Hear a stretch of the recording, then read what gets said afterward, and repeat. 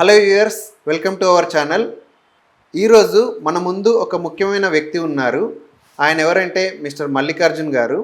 ఆయన ఏంటంటే వెనుకబడిన తెలంగాణ రాష్ట్రం నుంచి, అందులోనూ పూర్తిగా వెనుకబడిన పాలమూరు జిల్లా నుంచి ఒక రైతు బిడ్డగా మార్కెట్లోకి వచ్చి వి హార్వెస్ట్ అనే ఒక కంపెనీ స్థాపించి స్టార్ హోటల్స్ అంటే మీరు హైదరాబాదులో పేరు సంపాదించిన చాలా పెద్ద పెద్ద స్టార్ హోటల్స్కి అలాగే రెస్టారెంట్స్కి వాళ్ళ డైలీ ఫ్రూట్స్, వెజిటేబుల్, మీట్ ఇలాంటివి వాళ్ళ నిత్యావసరాలు సప్లై చేస్తూ, దట్టు క్వాలిటీ సప్లై చేస్తూ, అఫోర్డబుల్ ప్రైస్లో సప్లై చేస్తూ అండ్ ఆయన స్థాపించిన అండ్ కంపెనీ స్థాపించిన సంవత్సర కాలంలోనే నెలకు 3 కోట్ల బిజినెస్ చేయగలిగే స్థాయికి ఆయన ఎదిగారు. ఆయన ఈ ప్రస్థానం ఎలా మొదలైంది, ఈ సక్సెస్ ఎలా తీసుకోగలిగారు, ఆయన బ్యాక్గ్రౌండ్ ఏంటి, ఆయన సక్సెస్ మంత్రం ఏంటి, ఆయన మాటల్లోనే వినే ప్రయత్నం చేద్దాం. నమస్తే సార్. నమస్తే. మీ గురించి మేము చాలా విన్నాం.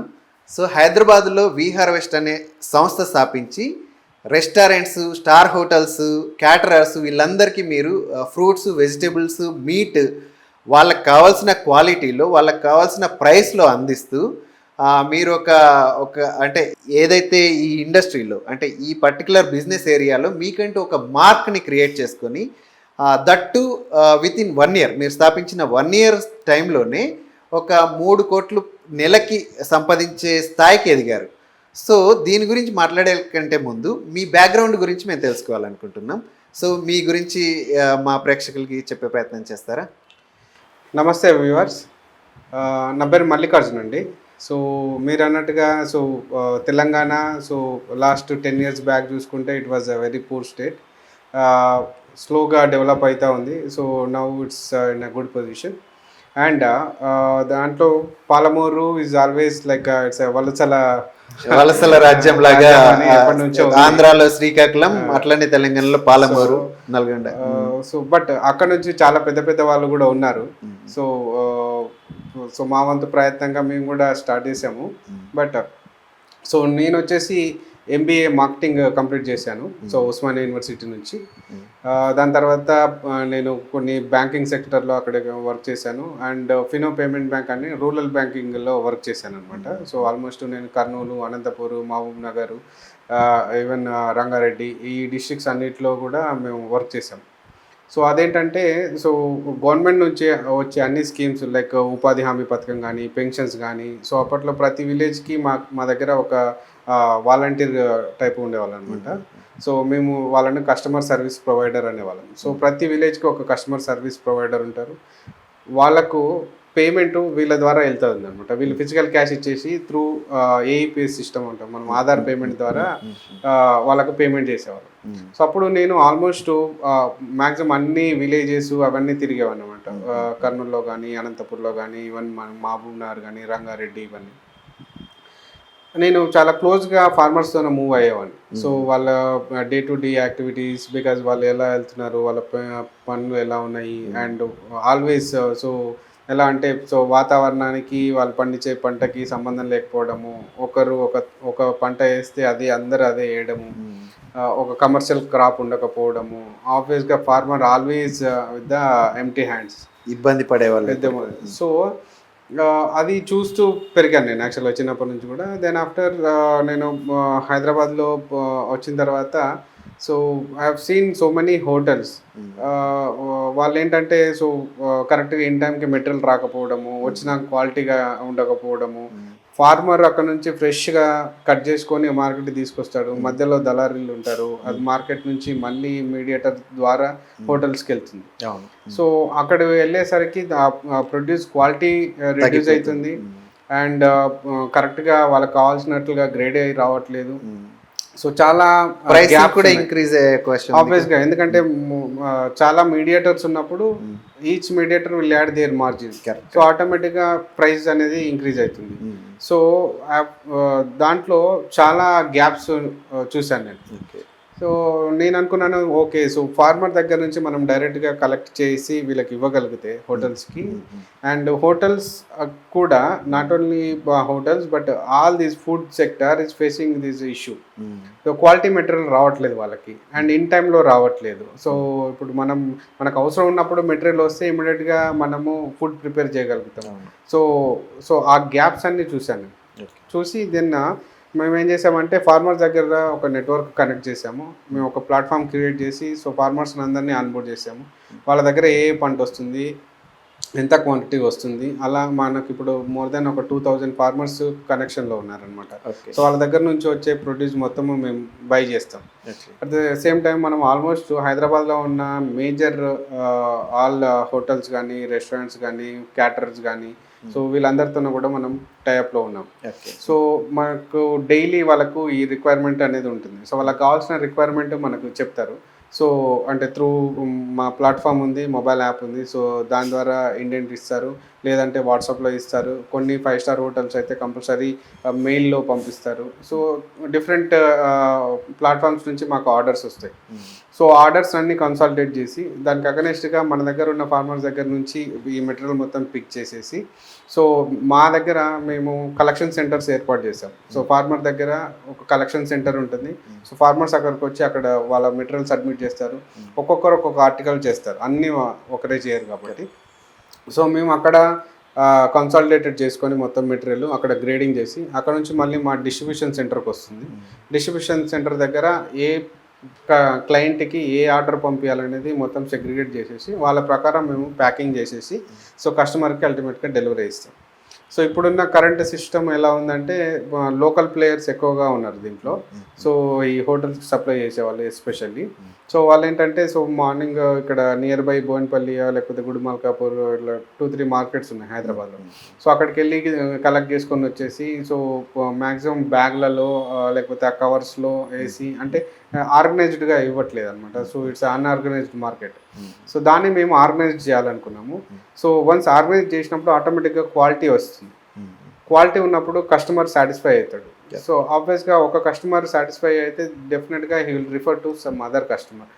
లైక్ దట్ మేము so we started in January with a 0 and by December so 1.5 crore reach అయ్యాము.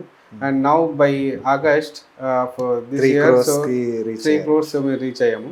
సో మేము ఏంటంటే ఈవెన్ వెజిటేబుల్స్, ఫ్రూట్స్ కాకుండా ఈవెన్ మీట్ కూడా ఇస్తున్నాం. మటన్ మీట్ ఇస్తున్నాము ఆల్ 5 స్టార్ హోటల్స్కి and e-commerce portal like Licious కానీ, మెట్రో, క్యాష్ అండ్ క్యారీ కానీ, జెప్టోకి కానీ, సో వీళ్ళకి కూడా మేము మీట్ సప్లై చేస్తున్నాం అన్నమాట. సో అంటే quality is the major point player.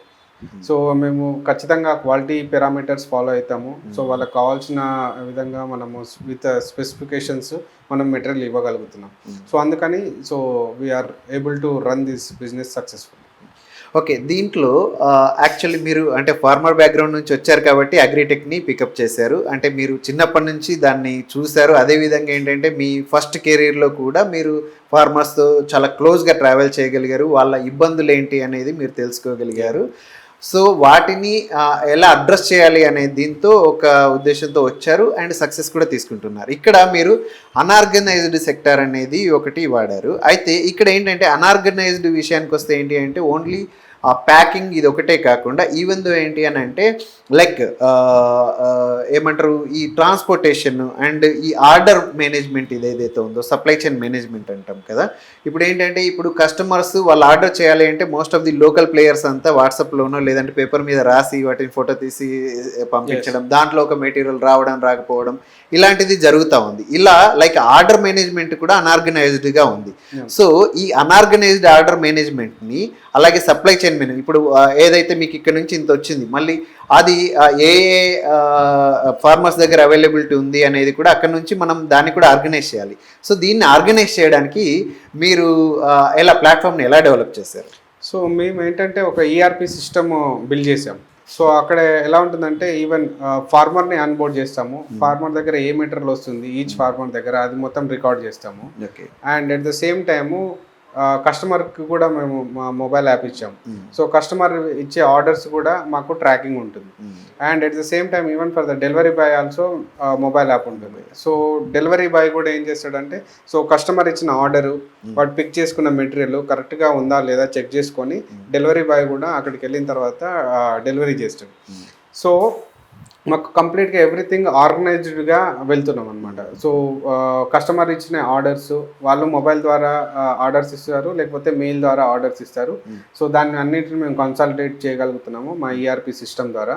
And ఫార్మర్స్ని కూడా మేము మా ఈఆర్పి సిస్టంలో భాగంగా చేసామన్నమాట. సో అందుకని ఆ మొత్తం ఫ్లో అనేది ఆర్గనైజ్డ్ మేనర్లో వెళ్తుంది. సో సప్లై చైన్ సిస్టమ్ ఎప్పుడు కూడా ఈ ఫ్లో మనం మెయింటైన్ చేసినంత కాలము ఇబ్బంది పడదు. గ్యాప్స్ ఏం లేకుండా గ్యాప్స్ ఎలిమినేట్ చేసేసి ఇక్కడ ఆర్డర్స్ ఏమి ఇచ్చినా కూడా అది ప్రాపర్ గా మనకు రీచ్ అవ్వడం. ఆ ఆర్డర్స్ లో ఇప్పుడు ఏంటంటే కొన్ని మెటీరియల్ అంటే కొన్ని ఆర్టికల్స్ కొంతమంది రైతులే ఇస్తారు, కొన్ని ఆర్టికల్స్ ఇంకొంతమంది ఇస్తారు. సో ఎవరిది వాళ్ళకి డైరెక్ట్ గా వెళ్ళిపోయి మీకు కావాల్సిన క్వాంటిటీ మీకు ఆన్ టైం వచ్చేస్తుంది. అండ్ దాన్ని కావాల్సిన క్వాలిటీలో మీరు ప్యాక్ చేసుకుంటారు.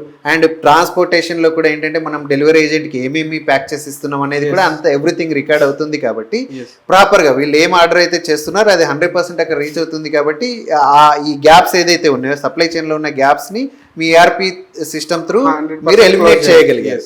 That is the major key area. మీరు దీన్ని అంటే ఎప్పటికప్పుడు మల్టిప్లై చేస్తూ వెళ్ళగలుగుతున్నారు. ఓకే, ఇలాంటి పరిస్థితుల్లో ఇప్పుడు మీరు అన్నట్టు ఈ కొంతమంది లోకల్ ప్లేయర్స్ ఉన్నారు. వాళ్ళు అకార్డింగ్ టు అవర్ నాలెడ్జ్ మేము చేసిన సర్వేలో ఏంటి అని అంటే ఒక్కొక్క ప్లేయర్ మహా అయితే ఒక 2-3 ఇన్స్టిట్యూషన్స్కి అంటే ఒక స్టార్ హోటల్ కానీ లేదంటే ఒక 4 రెస్టారెంట్లు తీసుకుంటే 4-5 రెస్టారెంట్ల కంటే ఎక్కువ చేయలేకపోతున్నారు. మీరేమో జీరోతో స్టార్ట్ చేసి ఒక 1.5 ఇయర్ కల్లా మీరు ఒక 3 crores బిజినెస్ అండ్ ఆల్మోస్ట్ మీ దగ్గర ఇప్పటికే ఒక 30+ బ్రాండ్స్ మీ దగ్గర నుంచి మిమ్మల్ని ట్రస్ట్ చేసి మీ దగ్గర నుంచి సర్వీస్ తీసుకున్నాయి and they are very satisfied. So ఇలాంటి చిన్న ప్లేయర్స్ ఇక్కడ దాకా ఎందుకు రాలేకపోయారు? సో మేజర్గా సో వాళ్ళకున్న ప్రాబ్లం ఏంటంటే ఒకటి క్యాపిటల్ ఇష్యూ ఒకటి ఉంటుంది. ఓకే, ఎందుకంటే సో ఈ హోటల్స్ కానీ రెస్టారెంట్స్ ఏవైనా సరే at least 1 week 10 days credit period expect చేస్తాయి.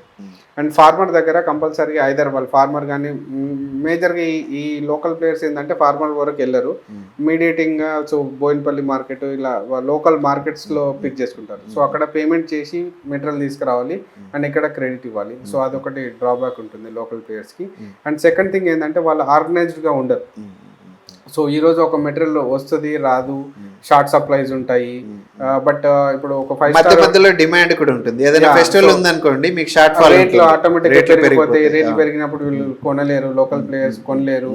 సో ఆబ్వియస్గా కస్టమర్ మాత్రం ఎక్స్పెక్ట్ చేస్తూ ఉంటాడు ఆ మెటీరియల్, ఎందుకంటే బేస్డ్ ఆన్ ఆ మెటీరియల్లే సో వాళ్ళ డిష్ ప్రిపరేషన్ ఉంటుంది. కరెక్ట్. సో కంపల్సరీగా ఆ మెటీరియల్ అనేది ఇవ్వాలి ఎట్టి పరిస్థితుల్లో. సో ఇవన్నీ so local players individual players they can not handle. So వాళ్ళు అందుకనే సో అంటే కొంతవరకు చేయగలుగుతారు, చేయకపోవడం అంటూ లేదు. ఎందుకంటే మన ఇక్కడ కాకపోతే ఇంకో దగ్గర నుంచి అయినా కొంచెం ప్రైస్ ఎక్కువైనా తక్కువైనా లాస్ కైనా లాభంకైనా చేయాల్సింది. సో అందుకని వాళ్ళు 2-3 హోటల్స్ లేకపోతే ఒక 4-5 హోటల్స్ కి సప్లై చేస్తూ సో అక్కడే వాళ్ళకు ఉన్న అంటే అవైలబుల్ గా ఉన్న దీన్ని మాత్రమే చేసుకుని దాంట్లో స్టెబిలైజ్ చేసుకుంటూ వెళ్తున్నారు కానీ మల్టిప్లై చేసే ప్రయత్నం చేయలేకపోతున్నారు. సో ఇప్పుడు మీరు ఒక ERP సిస్టమ్ డెవలప్ చేశారు కదా, సో అలాంటి సిస్టమ్ ఏదైనా మార్కెట్లో ఉంటే వాళ్ళకి హెల్ప్ఫుల్ అయ్యే అవకాశం ఉందా? ఖచ్చితంగా. అంటే ఈ మధ్యకాలంలో ఇప్పుడు మనము SaaS అప్లికేషన్స్ అంటున్నాము. సో చాలా వాటికి సో డిఫరెంట్ SaaS అప్లికేషన్స్ వస్తున్నాయి.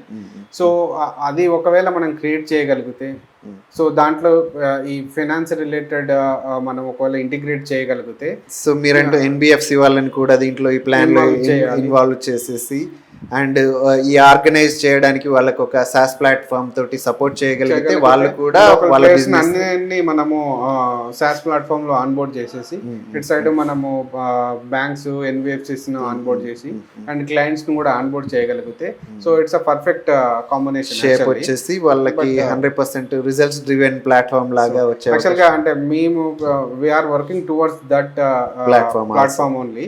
So will see. So definitely will reach to that level by at least for the next 1-2 years. Okay. So ఇలాంటి లోకల్ చిన్న ప్లేయర్స్ ఉన్నారు కదా అప్కమింగ్ ఇబ్బంది పడే వాళ్ళకి మీరు ఇచ్చే ఏదైనా సందేశం ఏమైనా ఉందా? అంటే ఒకవేళ ఇలాంటి ఏరియాకి ఎవరైనా కొత్త ప్లేయర్స్ వస్తారు అనుకుంటే వాళ్ళకి ఏం చెప్పాలనుకుంటున్నారు మీరు? Market it's a huge market, చాలా డిమాండ్ ఉంది. సో మనము ఎంత కమిట్మెంట్తో చేస్తాము, సో ఎంత కస్టమర్స్ని మనం సాటిస్ఫై చేయగలుగుతాము, వాళ్ళకి ఇన్ టైం మెటీరియల్ ఇవ్వగలుగుతాము అనేదే కీ పాయింట్. సో ఈవెన్ ఒక సింగిల్ మెన్ కూడా దీన్ని ఆపరేట్ చేయొచ్చు, ఒక పెద్ద ఆర్గనైజేషన్ కూడా ఆపరేట్ చేయొచ్చు. బట్ కస్టమర్ని మనము ఎంత వరకు మనము సాటిస్ఫై చేయగలుగుతున్నాము, వాళ్ళకి కావాల్సిన మెటీరియల్ ఇన్ టైం ఎంతవరకు ఇవ్వగలుగుతున్నాము, ఆ క్వాలిటీ ఎంత మెయింటైన్ చేస్తున్నాము, సప్లై చైన్ సిస్టమ్ మనం ఎంత స్ట్రాంగ్గా ఉన్నాము, సో దాని మీదనే మన బిజినెస్ ఆధారపడి ఉంటుంది. సో కస్టమర్కి మల్టిపుల్ ఆప్షన్స్ ఉంటాయి, సో మనకు కస్టమరే ఆప్షన్. సో కస్టమర్ని మనం ఎంతవరకు అయితే మనం కరెక్ట్గా హ్యాండిల్ చేయగలుగుతామో అంతవరకు మన బిజినెస్ సేఫ్ సైడ్లో ఉంటుంది. Okay. So customer satisfaction, affordability and technology also integrate చేసుకోగలిగి దాన్ని ప్రాపర్గా యూజ్ చేయగలిగితే సక్సెస్ ఈజ్ యువర్స్ అనేది మీ మంత్ర. Yes. Thank you very much sir. Thank you.